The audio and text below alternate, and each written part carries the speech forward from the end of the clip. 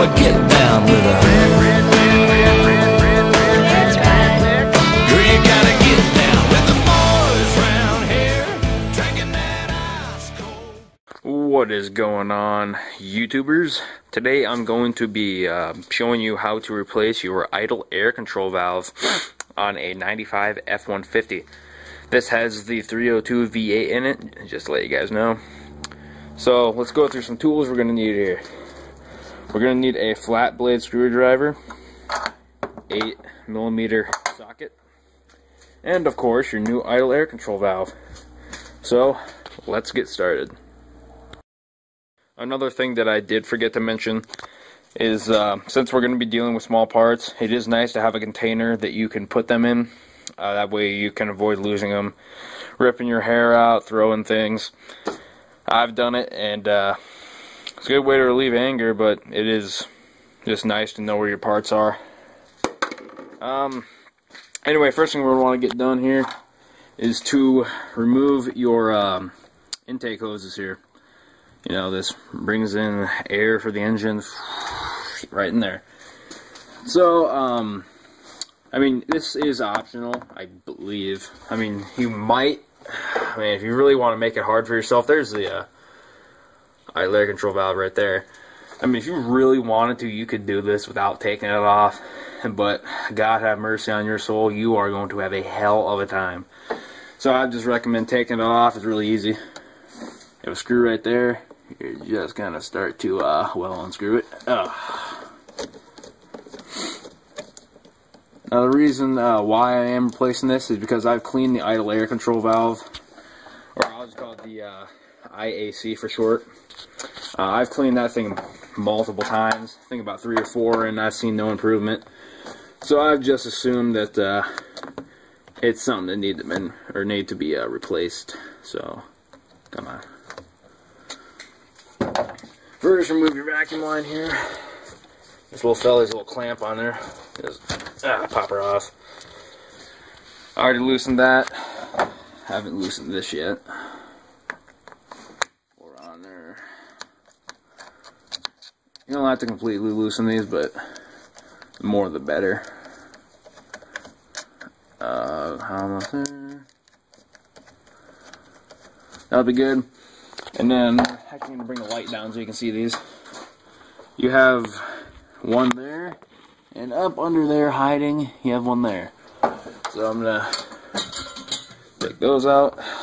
That is not a screwdriver. This is. Use my left hand for this one. Oh, come on. Left hand's not very coordinated. Okay. We have that top one there. Get that out. Almost. There you go. Gotta squeak it now.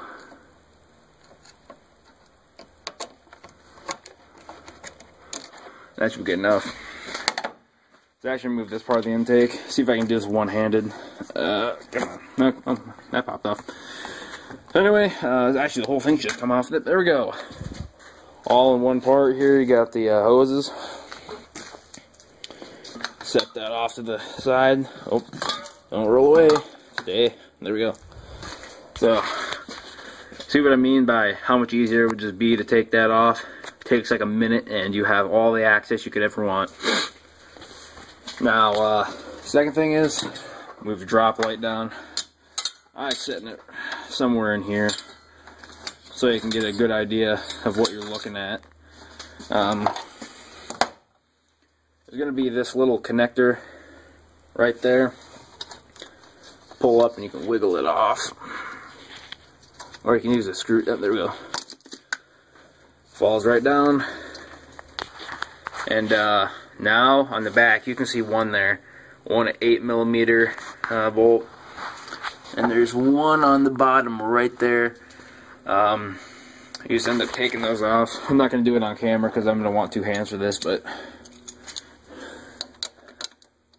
this slips right on there and then you just get going. So after I'm done doing that, I'll let you guys see what else I'm doing. Just starting to get the second bolt off there. First one's right there. And basically I just have the extension right there. I'm just twisting it like a screwdriver. And starting to fall there. See if I can take that out of my fingers. I'll do a little more. I don't care if I end up losing the gasket or whatever, because the new light control valve, IAC, came with a new one. There we go. You're just gonna pull her out. There's the gasket, and then there's the what did I tell you? I told you I'd lose it. And then here's your the bolt right there. I actually want to see if I can find that, though. I don't want to just say screw it. Oh, come on. Where did it? Oh, there it is. It's I think you guys can see it. Maybe not.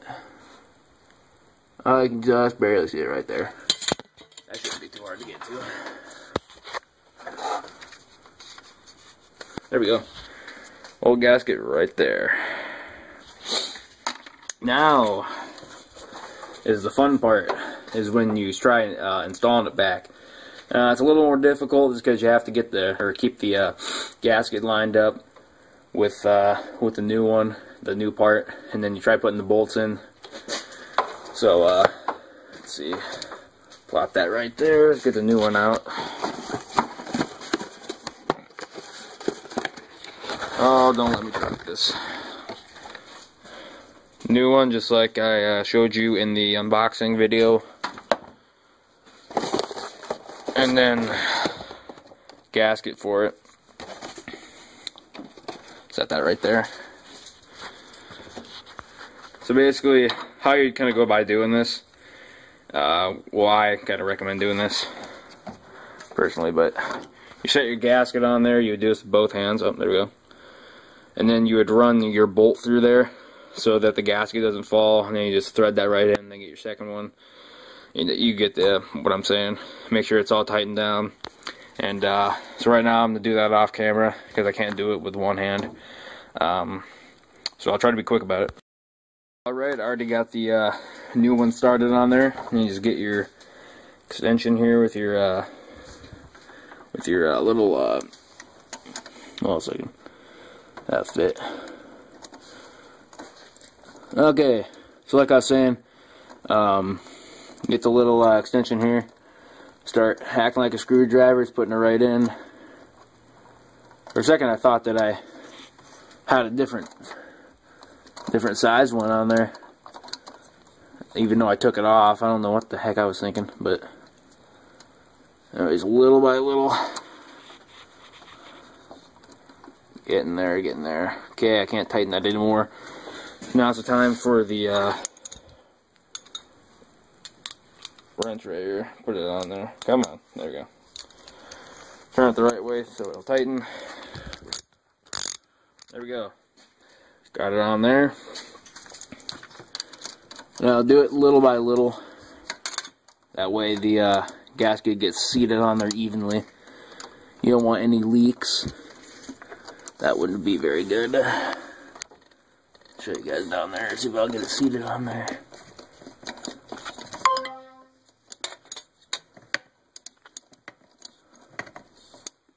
It's actually starting to kind of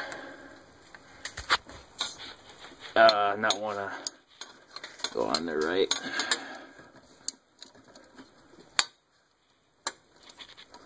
One second. One of them two-hand things again. Okay, so you finally got that one started going on there correctly. So like I said, just start working your way back and forth between the two. Make sure you get them tight down with equal pressure, because you don't want one side tighter than the other. In case you guys didn't know that, that's what you should do with a lot of things. Same with tires. That's why you tighten them in a star pattern, so you don't end up getting one tighter than the other. Almost done. That one has a little more to go. Okay, top one again.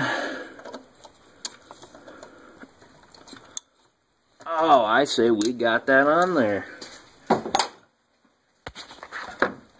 So now what I want to do is you just take your, where'd that connector go? There we go.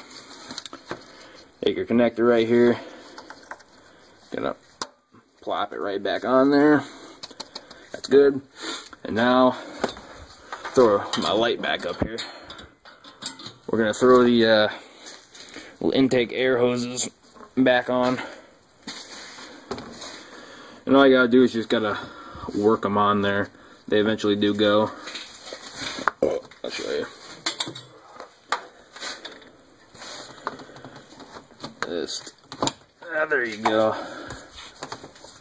Actually, do that bottom one first.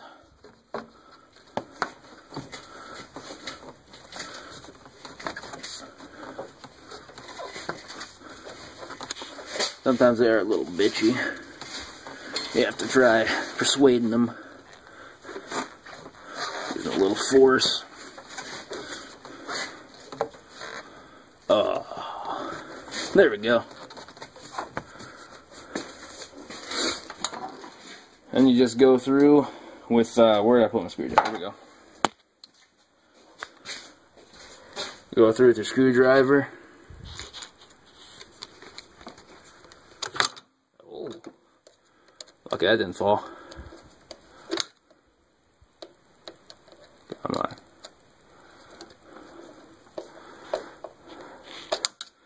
That one's pretty good. The top one.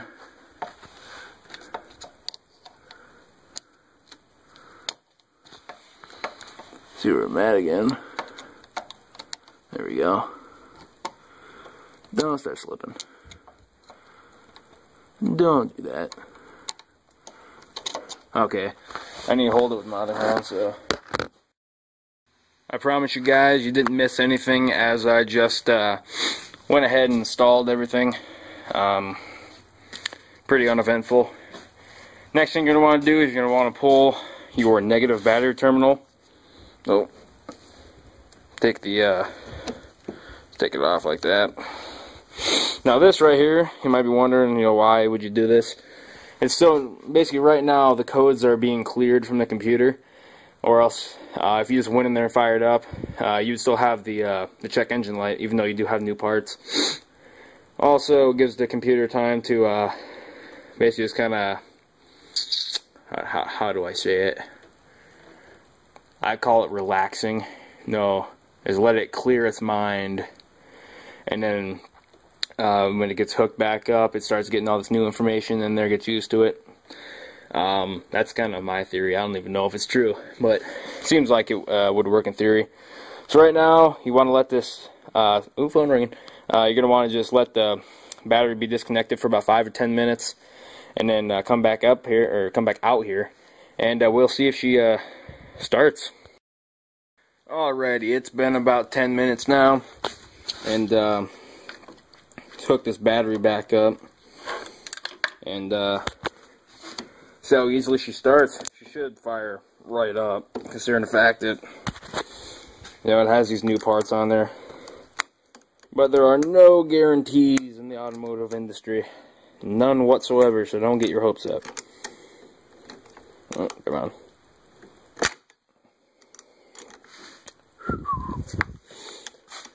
And I am sorry for kind of shitty camera work. If I had a stand or something to put this on, there we go, slipped off, but if I had a stand or something, put this on, then I would, you know, set it up and then use both hands, you know, get it done quicker, instead of having to start and stop all the time. I make it look like it's hard, but this is, I actually think this is the easiest to repair.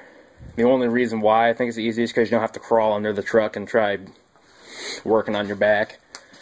But, take that off, set her over here. So yeah, if I make any of these look hard, they really aren't. It's just that they do require two hands.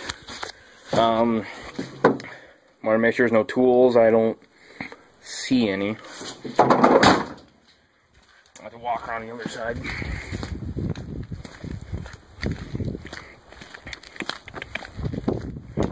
Okay.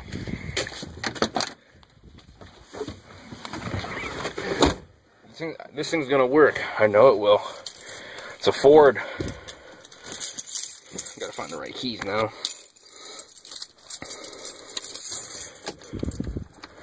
No clue how this will work. Turn my headlights on. Come on, come on. Wowzers, it works. Eureka.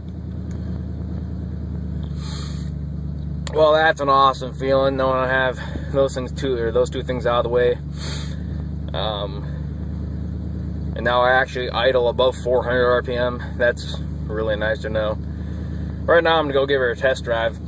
But yeah, I want to thank you guys for watching. I hope you learned something from this. I did a few things. Like, I really need to get some stand for this so you guys can watch me work. But anyway, remember to like, comment, and subscribe, guys. See ya.